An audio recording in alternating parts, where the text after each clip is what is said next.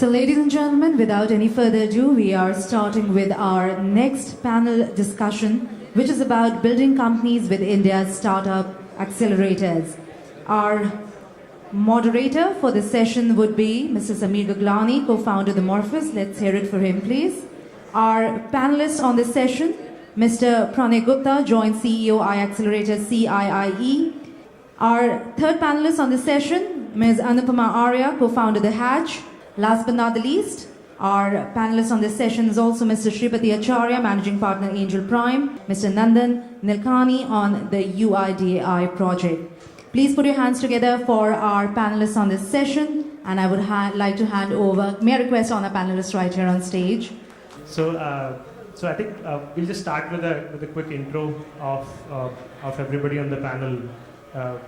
I think there's some stuff which got said, but if somebody wants to add something, Shripati, you want to start? We'll just give a brief blurb on Angel Prime, which is the incubator itself. So we are incubator and seed fund based out of Bangalore, and our model is that we incubate a very small number of companies, 3 to 4 a year, so fairly selective. We invest anywhere from $250,000 to up to $500,000 on an average per company, and we have a very specific area of focus around technology. You can talk about that more later. Hi, I'm here with Hatch. The Hatch has a very big section on incubation. We are focusing on 3 main programs that could be of interest. Number 1 is the accelerator program, which is for 2 people and an idea. Second is when the companies are larger, have revenue, are looking for certain specific funds, which is under Emerge. And third is for women entrepreneurs. So that is the broad focus that Hatch has. And then we are also surrounded by our own angel investment consortium, and so once it reaches a certain stage, they can look at funds too. Hi, I'm managing the incubator at IIM Ahmedabad by the name of Center for Innovation, Incubation and Entrepreneurship. We also work with startups at a variety of stage. One is I manage the iAccelerator program, which is a 3-month camp for early stage internet and mobile domain startups. We also do direct incubation, just like any other angel investor would. So in this, we can invest up to around 50 to 100,000 USD. And plus we do various ecosystem building exercise. For example, you must be seeing Power of Idea advertisements in newspaper nowadays. And we also run something called Mentor Edge, in which we connect startups to various mentors. Okay, so I run this startup accelerator called the Morpheus, and we do only one thing.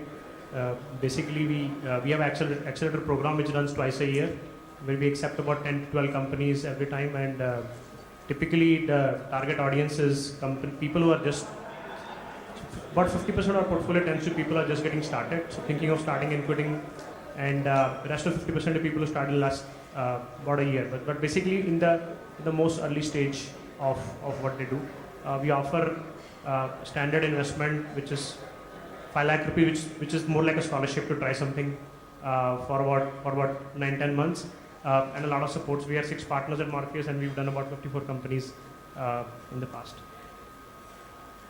So I think just moving on to the next question, I think a lot of people, so accelerator is a new concept which kind of started in 2005 in US, where the first accelerators, couple of them which came out with Y Combinator and Techstars, and I think the model there was that a bunch of experienced entrepreneurs who have been at operational roles, they built their own companies, took it to a certain stage.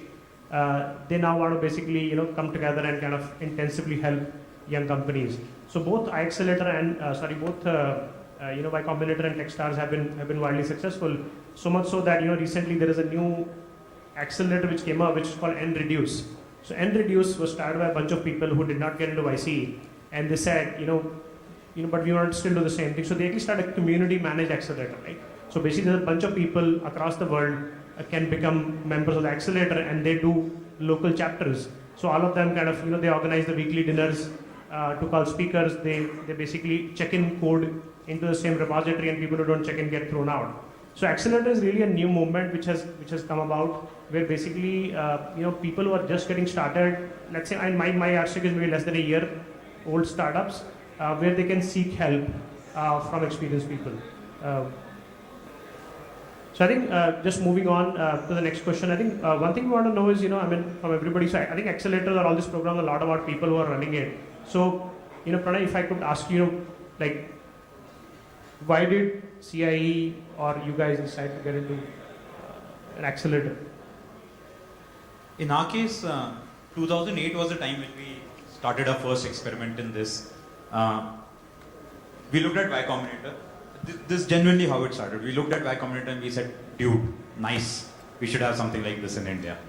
But while my initials are also PG, but I'm not Paul Graham. I don't have that experience. But what we can do is, let's try to create a platform on which we will get people, hopefully like Paul Graham, together, get them to interact a lot with startups. The startups till then, the way we were handling it is, a startup, whether it was early stage or mid stage, we were handling them the same way, where we would talk to them on a weekly basis, try to help them. But later we realized, when we looked at Y Combinator, we figured that the problems we were dealing with were solved in that sort of a program, where we can work closely with startup. They are residing in the campus with us. There are 10 startups living together, so there is efficiency which is coming in through them interacting with each other. And also when we bring in mentors can be more effective with multiple people being there. That's really how we started. The idea of giving small funding came in because we realized that in specifically the sort of business we taken into the iAccelerator program, the 5 lakh can help them survive for a 4 to 7 month period. And these are the sort of businesses within that time, they can show some momentum going. So the idea was that give them enough funding, give them enough inputs so that they can show momentum. And once momentum is coming, other things will fall in place. You want to comment on, how did you guys, think of, stopping the earlier journey which you were on and kind of move on to Yeah. accelerator? I think having done 2 companies in the US and 1 here, the differences in the ecosystem in US and in India became more apparent. In fact, in 2000, when I started the first one in the US, it really helped to be a part of a community of entrepreneurs who were doing similar things. So we were housed under the same roof. You had your own independence, but you could always connect. That was very helpful. And these were missing pieces here. So knowing the possibilities, after exiting out of the third venture, it just seemed like this just has to be done. So that's how Hatch was there. And I think the response we have got from the system just tells us the need for accelerator-like programs, incubator-like programs in the environment that we are today. Maybe I'll just add a comment there, Samir, which is that if you look at it, there is no dearth of opportunity in India. I think everybody will actually raise their hand and say, look, there are so many things which are broken. Any entrepreneur worth their salt probably gets up in the morning and says, I can fix 5 things. So a lot of opportunity. There's also a lot of exceptional entrepreneurs, right? Many of whom sitting here. So, but what is it that is between that and making a good company, right? Because I think it's a fallacy to say that a great entrepreneur, great idea, and opportunity just magically happens. So I think the notion which we are passionate about from Angel Prime, which is very similar to the thread which I'm hearing here from Anupama and Pranay, is that a lot is there between actually starting with an idea and making the success happen. From all of the partners on our side have operational experience, have started companies. So we felt that we could, there are a lot of minefields, the ones which we have fallen into, we can definitely prevent the entrepreneurs from doing that. They can go and find their own minefields to fall into. That's different. But that was a basic notion. Just to add, a little bit of my flavor onto this. So I started a company called Madhouse, 2004, 2007. It kind of lasted. It got acquired later on. Not a very big exit, but okay. So I, when I reflect on my journey, basically, one is very lonely as an entrepreneur when you're on the top of the company. You don't have time to go and make friends. Honestly, at that time the events and everything was very little.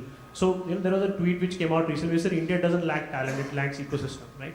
So basically, is there an ecosystem of places where you can meet other peer entrepreneurs, mentors? So I think each of the accelerators. So India in general still has an underdeveloped ecosystem, but I think each of the accelerator provides a very advanced developed ecosystem where you can get a lot of help. There are, so not all help comes in fundraising now, right? So basically, you are a guy who quit some high-paying job, and your parents probably are telling you daily that, what life are you doing? But if you are part of a program, you probably know 10 more people, who are going through the same stuff, right? So it basically becomes a very big emotional support as well. It's kind of a family of companies who develop together, are going through same phases, and you have mentors and senior people who are helping you out. So that's what I think, accelerators, what they're able to provide. The next question is, maybe Anupama, you can answer, like, who should really apply for an accelerator, right? I mean, specifically for you or in general, which are the startups which you should think about applying to an accelerator? I think from our point of view, we have 3 programs: Accelerator, Emerge, and Women Entrepreneurs. So Women Entrepreneurs being a separate category, and the 2 that we have are based on the stage that the company is in. The very early one for acceleration, and then the Emerge one where you have reached a certain stage. So the idea from a point of view of who should apply, I think there are many solutions. Just we have 4 of us sitting here, but there are many incubators in the system. It's worth shopping around to see what is the fit, what is the stage, what is the expertise really. And if you are at that earlier stage where the glossary of terms is also not clear, then I think maybe something which is very rudimentary, being your knowledge base, something like online, where online information could be found, could be a starting point, because there are also a lot of virtual incubators. So I think I would start from there and then go on to taking more specific, physical space related help, and then mentoring, and what is the need for mentoring. Many incubators like ours, we have 60 mentors. We, the profile and names of the people are there. So a match between your business and that of a mentor, that could be one way to look about it. The process is very simple, that you apply. There is an application process. A committee sits down to look at, and I'm talking about our case, to look at what is it that the plan is about. There's detailed questions post that. And then the whole process is geared towards understanding each other's requirements. I say both ways here, because in doing that and having a dialogue, you also get a feel for what you could get and where you really are in that dialogue.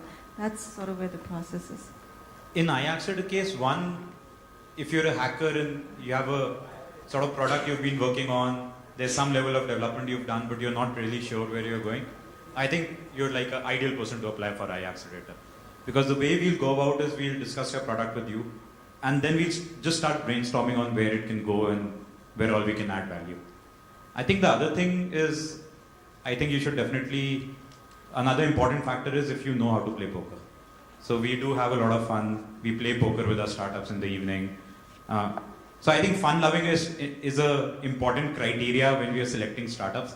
Because at the end of the day, the way Samir is saying, we are trying to create a family. There will be 10 to 15 startups there, everyone helping each other. And that's just survival. If you aren't fun loving, you'll be moved out of the family very easily. Maybe I'll chime in here, because our criteria might be slightly different. Because our ticket size is also a little bit higher, and we choose smaller number of startups to work with. So for us, 3 things. One is that technology has to be a central pillar of differentiation for the company. It doesn't have to be the only pillar, but technology has to be a key pillar. Second, we are looking at companies which are looking at internet as the primary acquisition channel, primary customer acquisition channel, not offline. So we're not interested in offline. And third, we are looking at significantly large opportunities, which unfortunately rules out a lot of the apps and all these kinds of things, where we don't believe that it might be a niche opportunity, it might be an interesting opportunity. So this is the sort of the criteria for the kind of space we look at. And the reason behind it is that our partners in Angel Prime, we want to contribute our domain expertise so that the startups we work with have an unfair advantage in the field which they are playing. And that's actually how you should also look at if you're looking at coming into an incubator or an accelerator. If I get into this, is there an unfair advantage? Because essentially, momentum is like oxygen for a startup, and it's for you as an entrepreneur. You can imagine like you're thinking of an idea, something is happening, not really you look at it 4 weeks later and say, damn, I'm at the same place where I was 4 weeks ago. That is frustrating. So our goal is that if you're coming in, you kind of meet this criteria to be able to give a really good joke so that the momentum is really kept up by the company. So that's our objective, and this is sort of our screening criteria. Good. So another thing is, so let's say, there are people who are applying. So what's the criteria you're using to screen? So do you have a process? You want to comment on that? Do you have a process what you use to screen, select what do you look for? Right. So one thing we do try to be sure about is there's some innovation involved in the business. The innovation can be either in technology or in the business model. The other is the team should be just good coders, because with the momentum that we build in the program, there's a lot of iteration which just keeps happening. And so to have a team which is outsourced in coding just doesn't work well in the program. The other factor that we try to keep in mind is that the funding that is available to the company through us or through entrepreneurs' own means, the resources which are available to the company, the kind of inputs which are given to the company, all this should together be able to take the company to a certain level. There are certain business models in which a 3-month program doesn't work. I mean, it's just hard to achieve anything significant within a 3-month period. We appreciate that, and we don't select such companies in the incubation program because it won't help them when they are there. The fourth factor, and which is very important to us, is the group which is closely involved with the program. And when I say group, it means our internal team and the angel investors who are investing along with us in the program. All of us should be able to add value to the company. If we identify a company where we see that the money will make returns, but we are not able to add value, we try to stay away from such an opportunity. Okay. So basically, just to chime in from Marfis side, so I think we have a very similar criteria. So typically, 5 lakh rupees is like everybody's saying very small amount. So one looks for self-sufficient team, self-motivated team. There are 2 people living in an apartment or somewhere coding away their stuff. Another thing which we look for is basically typically entrepreneurship is like a if you're looking at a good case, 8 to 10 year journey. Facebook is in year 9 today, right? So a lot of people don't realize that. So basically, it's a very long journey, and India as an ecosystem is also developing, right? So we'll probably face more hardships than others. So we look for people who are essentially, number one, passionate about being an entrepreneur, right? Because it comes with certain costs to life, right? Because typically people end up sleeping very, very less for many years. They'll probably have social problems because they can't go see their girlfriend or family stuff, and a lot of stuff. Obviously, getting married, if you're not already married, is kind of out of question. So people are passionate to the point where they will take this as an opportunity and build some stuff. Second is, I think one thing which I've seen gives unfair advantage to entrepreneurs is that if you are solving a problem which you have personally faced the problem, right, where you experience the pain and you've been irritated by it, or for some reason. So a guy who's been running a restaurant, if he starts a company to make software for a restaurant, will always be able to relate to the customers a lot better. So that's another thing which we look for. So the next question is, so let's say, from an accelerator point, so somebody, there's a set of team which get into the program. So what happens during the next 3 to 4 months? Can you paint some picture in terms of, let's say some teams get accepted. So what happens after that? What do they go through?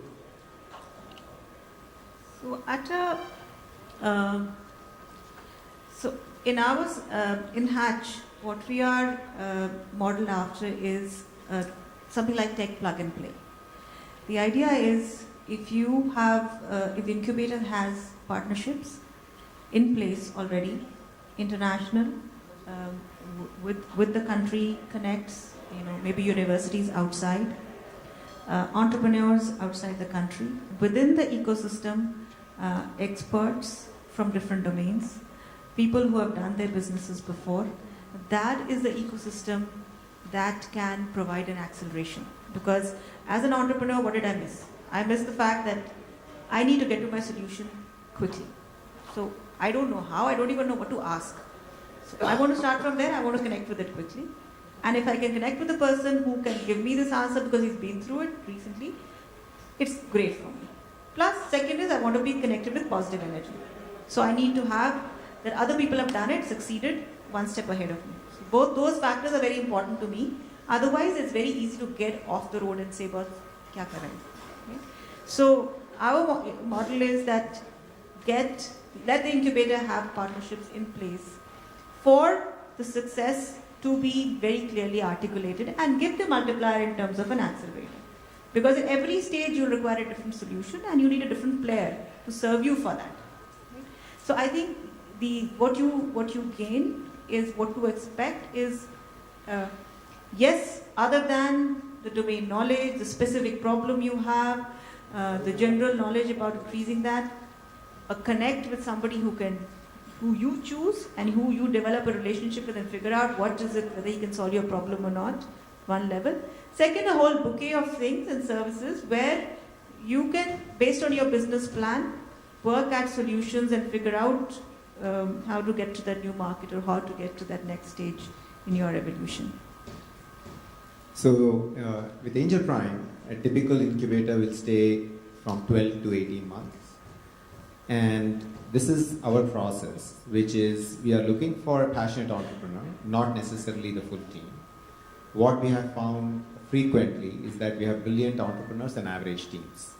And by that I mean that there's one person who's anchoring it, is really sharp, has got the passion, but the team around the person is not that great because they just happen to go to the person who's living in the flat next door or their colleague, next cubicle mate and so forth. So the process which we follow is that in the first 2 months we have a complete team after they are in.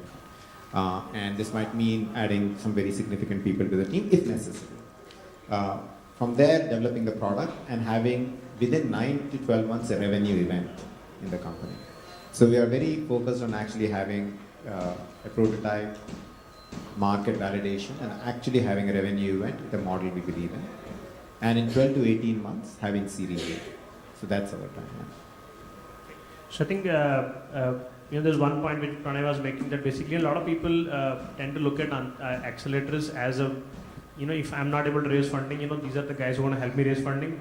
So all the accelerators obviously, try to do that, but that's just one thing you should not go to accelerator for. Right? Basically, there's a lot of other benefits you can get, and if you build a good company, with or without an accelerator, you'll probably get funded, right? So that's one point we all of us wanted to make it. Basically, don't go to accelerator where the only focus is fundraising, because then rather than sharing like 6-7% on accelerator, you could go to like a investment banker who charge probably 2% and do fundraising. Okay, so I think we'll just open up for questions from audience. We have about 15 more minutes, so. What's the major difference between incubation center and an accelerator? So somebody asked me outside, honestly, if you ask my question is, so fundamental differences, an incubator typically would have space where all the teams who are part of the incubator will work out of, which obviously comes with a lot of energy. Accelerators typically are not so much about space, but teams are working, they're providing all of the resources. But the goal is the same, it doesn't really matter. As long as you find somebody whom you can work with, it'll probably still work out. So. I mean, I'll take a shot at this also because we are one of the contributors to confusing the industry in this. The organization is called Center for Innovation, Incubation and Entrepreneurship. So all sexy words put in together. And the program that is run is called iAccelerator. So really speaking, what Samir is saying is right. Globally, incubation is supposed to be more space and less value add. Accelerator is supposed to be a lot more of value add and maybe space. But at least in India, the way it is going, I would suggest that, whenever you're talking to someone, just ask them that, what are they bringing on table, how much time they would like to spend on value add, etc. Also, you may want to do some sort of a reference check with previous companies which have been through that, because, all of us are confusing people a lot in the incubation and accelerator word game. So are these accelerator paid ones or on membership basis or providing support voluntarily? Most of these are not voluntary because they all have to survive and there's some way they need to make money. And they aren't so most of these are like a angel investment where we identify startups, we select them, there's some equity component to it, and there's a lot of support. Correct me if I'm wrong. I'll take a shot at this.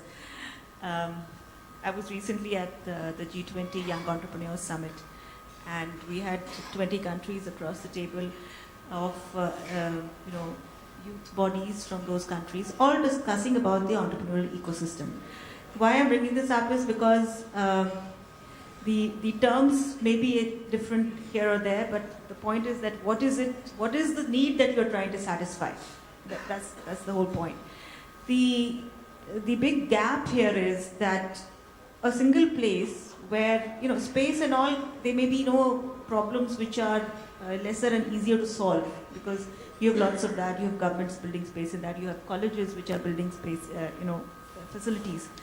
But there are other things. Do you have, if you're doing research, do you have a connect with the university? At the same time, in the same space, do you have a commercial connect?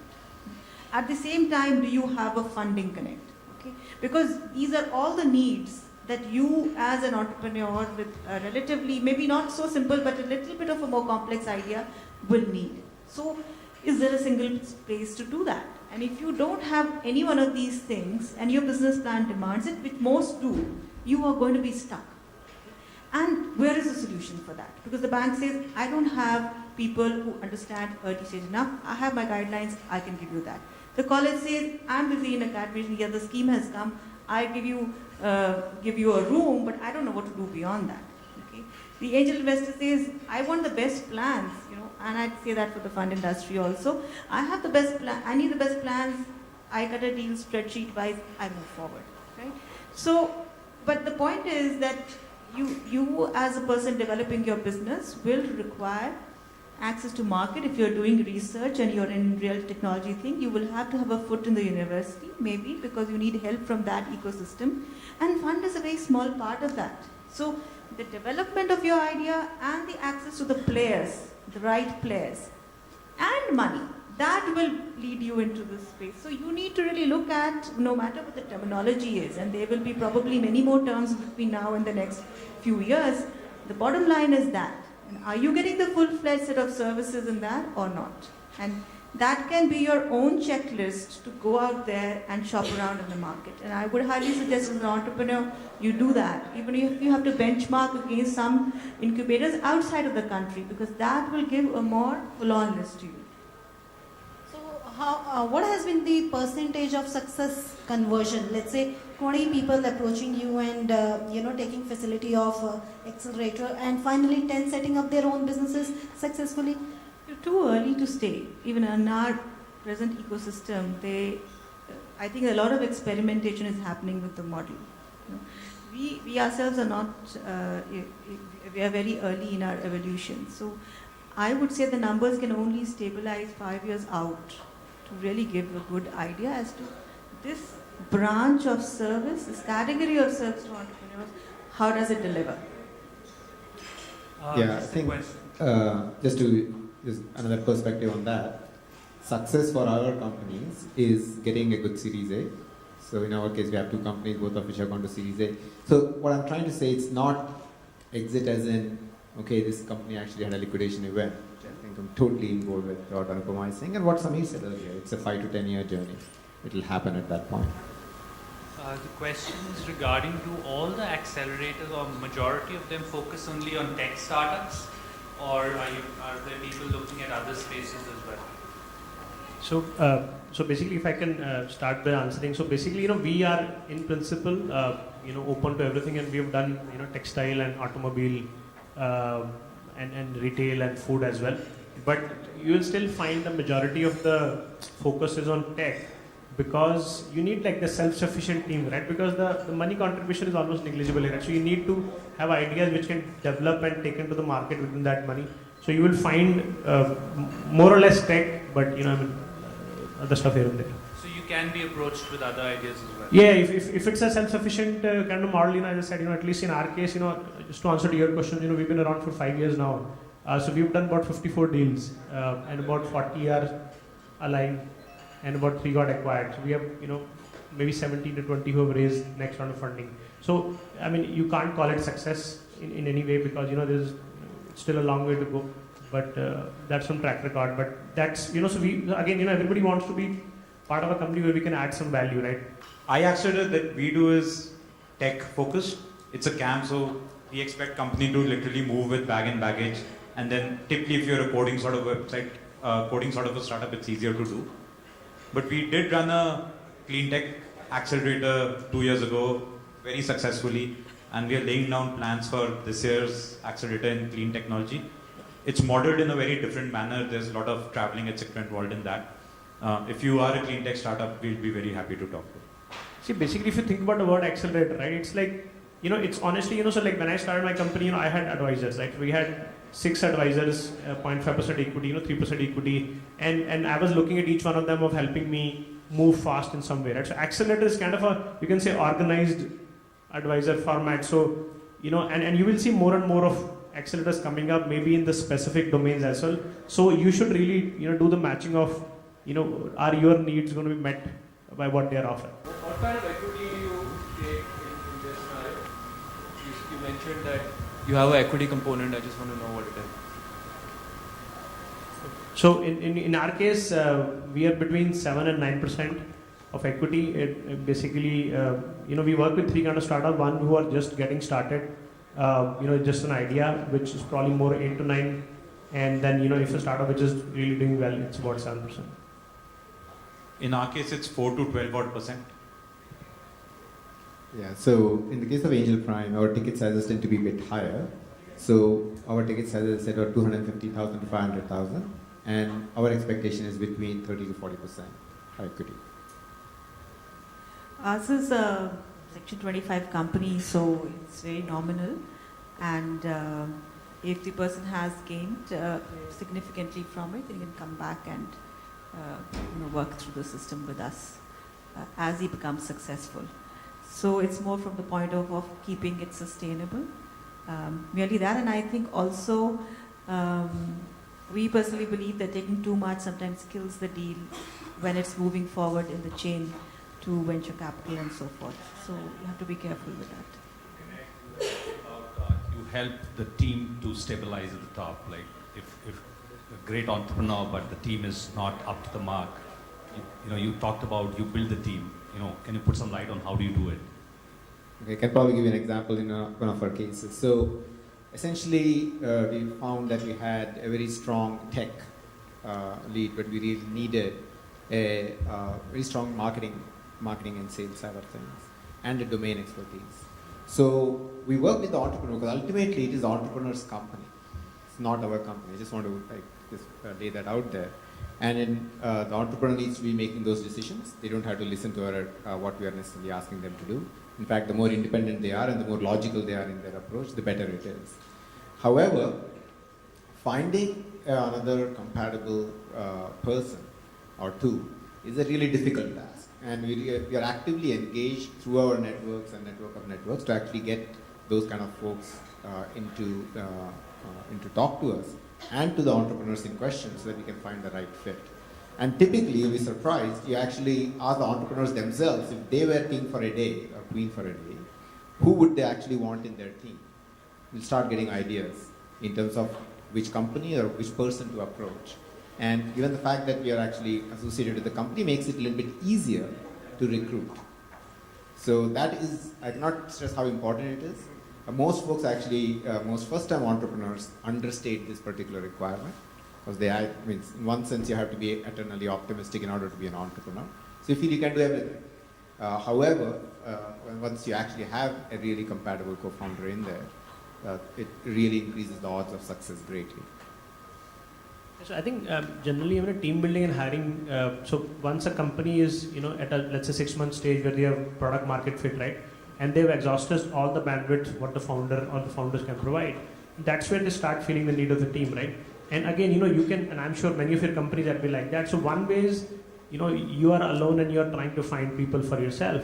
So what happens in a for example, in case of Morpheus, like for example, we have a page called Startup Jobs on our website, where there are 20 jobs. So if you go search for startup jobs on Google, our page probably showed second or third, right? So it's basically also for candidates who are looking for startup jobs. It becomes like one place to come and look at a lot more companies. Plus, a lot of people are doing hiring. A lot of people, like what we've seen in our portfolio, like my friend wants to join a startup, so somebody will just send a mail saying that, hey, here is a guy, tech experience from US, looking to join a startup if anybody is interested, right? So a lot of, if a lot of startups are working together as a community, you get a lot of shared help as part of that. Another thing that we try to do is we just try to get a lot of interesting people to hang out in the camp. There are designers, coders, mentors, etc., which we invite over. They stay with the startups, they eat with the startups. And then we also, because of the sort of role we are in, we just keep coming across interesting people who tell us ki, yaar kuch aur karna hai. Or, you know, I'm not enjoying my job. We call them over also, get them to again play poker, do something with the startup, just hang out a lot more so that people get to know each other. The idea is to just create more collisions and hopefully something will work. Let's say somebody wants to get your support, your mentoring support. Does someone need to come there, or you can also provide mentoring support online support? Maybe online incubator? We are not doing online incubator in the sense, I think our bandwidth is also restricted and we are just trying to do what we are doing in a very good manner. One of the things we are doing is Mentor Edge. There are 2-3 people dedicated in my team whose task is to just find great mentors, do mentoring clinics across various cities and connect mentors with startups. And we try to ensure that, or rather what we try to do is after the first meeting, just try to follow up on whether it's going someplace or not. If it's not, then try to find another mentor who's more suitable. So that's one thing that we are doing, and if there's mentorship that you need, we can help you there. Hi, I had a question. As far as tech startups in India are concerned, I mean, it's probably because of the ecosystem, but we're not seeing a lot of global brands getting created in India. And you guys see startups at a very early stage here in India. Do you feel, I mean, a startup stands a better chance of success if it's probably in some place like the States? And what would it take for an Indian startup that's got proof of concept to probably migrate over to the States and, you know, launch something there? Yeah, so actually, I mean, you know, that's interestingly a very large theme in our portfolio. So we have about 30 to 40% companies which belong to the kind which you are talking about. And a couple of them, you may have heard of IntroStreet, or, you know, a couple of them who have migrated. So, you know, so somebody asked me, what will it take for an Indian company to succeed in US? So my answer was, you know, US, they should feel it's a US company. So to give you a story, you know, when IntroStreet was in US and they had the same product, Dropbox tried, but did not sign up because the Indian company. And the moment they moved to US and they became part of IC, you know, suddenly like everybody's lined up to use their product, including White House, right? So I think personally, the way I look at it, I think we have the talent here, people who can build and run global startups. What we don't have is access to what I call the Silicon Valley mafia, the internal circles of mafia, and, you know, TechCrunch and everything else. So, but if you can plant a startup in Valley, the momentum is so strong, it will just carry forward. So my follow-on question would be, how does a startup germinate a seed over there? I mean, you guys. So I mean, we can you know, talk offline. But basically, what advice which we give is, one is a plan to incorporate in the US. It's very easy, cost about $1,000-$1,200 to do that. Because if you go, so I mean, and the next thing you should do is basically whenever you are at the right stage, you know, like plan a visit over there, right? It takes about lakh and a half rupees if you want to bootstrap all the way and find somewhere to crash on Airbnb or something like that. But if you go there and you are a private limited company, even if you are good, you know, people just tend to ignore you. If you go there and you say that, hey, I have a company in US, suddenly get taken a lot more seriously, right? And obviously, you know, and try to find contact. Like, I mean, in our case, what is happening is like we have 3 to 4 companies in the Valley right now. So anybody who goes from here, first thing is they go crash their place. And so it's not impossible, right? Basically, product and everything you'll figure out, but getting the access to the inner circle, that's the thing. But that's, in my view, personally, if you ask me, we have seen companies who are at a similar level of success in India and US.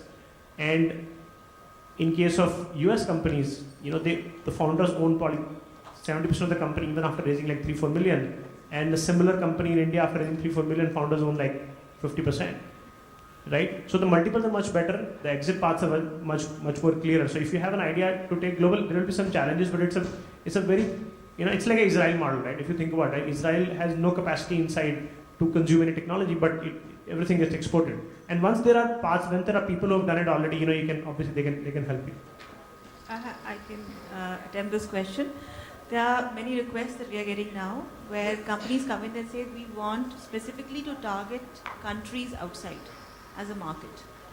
And what we've done in Hatch is that we've connected with different countries, Singapore being one, Canada being the other, and others are in the works.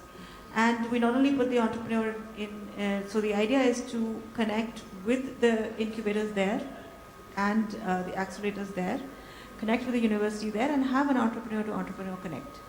That is the first stage of really understanding that ecosystem, because sometimes our Indian entrepreneur may not know at all what the market is out there, how to navigate it, and so forth. So that can be that is the initial port, and then after that you can sort of leverage the tie-up with the university or the incubator there and go on more full-fledged in the market. So that's the way we are tackling in Hatch. Just to get a sense, how many questions do we have different? We're done. Yeah. I think so. Yeah. So we are. So I think all. Great, one question, please. Last question. Yeah. Okay. Hi, panel. Thanks, great insights. I'm from Connect to Buy. I just wanted to know that incubator or accelerator, you focus pretty much on very initial stage. What about a venture which is done so far bootstrapped and now in a state of go-to-market? You guys have interest there. Can you facilitate that kind of venture? The category that you said is like the maximum coming into us. So I'm sorry if we gave an impression of we are just talking of idea stage. Yeah. Typically the startups which come to us would be idea stage, prototype want to go to market stage, and prototype doing beta revenues, but I'm not sure whether this will grow the way it is right now or not. The kinds which may not be the best fit are the ones which say that I know what I'm doing it right, I'm growing revenues, now I just need to scale up and I need money for that. Yeah. So I guess thanks everybody for being here for the panel, and thanks to the audience. I think Shripati has to also catch a flight. So I think all three of us are going to be around after this. So there's some tea and networking, so we can catch up if you guys would like to. Thanks a lot.